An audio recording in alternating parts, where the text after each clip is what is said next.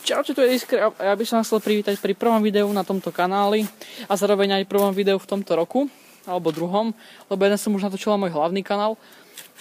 No a ja by som ešte na začiatok chcel popriať všetko dobré do nového roku, aby tento rok bol lepší ako ten minulý, aby sa vám splnili všetky ciele, ktoré máte tento rok, aby ste boli zdraví a šťastní.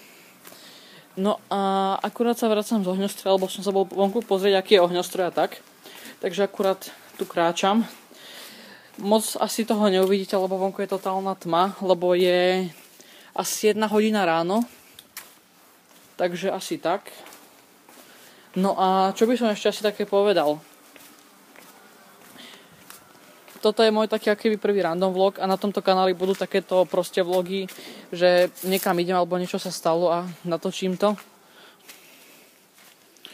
A ešte som chcel povedať, že proste tento Silvester neviem, alebo proste táto zima alebo Vianoce mi nepríde taká ako po minulé roky. Je síce o niečo chladnejšie, ako minulý rok bolo. Minulý rok bolo celkom dosť teplejšie, ale teraz je napríklad -6 stupňov, ale proste o to nejde. Ja som chcel povedať to, že po minulé roky sa mi zdala tá ako keby vianočná atmosféra taká iná. Ja som tento rok asi, čo ja viem, 2 minúty pred polnocou zistil, že vlastne bude za 2 minúty nový rok a proste nikto to tak neprežíva, jak po minulé roky. Proste aj tá vianočná atmosféra je celkom o ničom. A neviem, či sa mi to iba zdá, ale proste mi to tak tento rok prišlo. Dobre, takže to by mohlo byť z tohto vlogu všetko.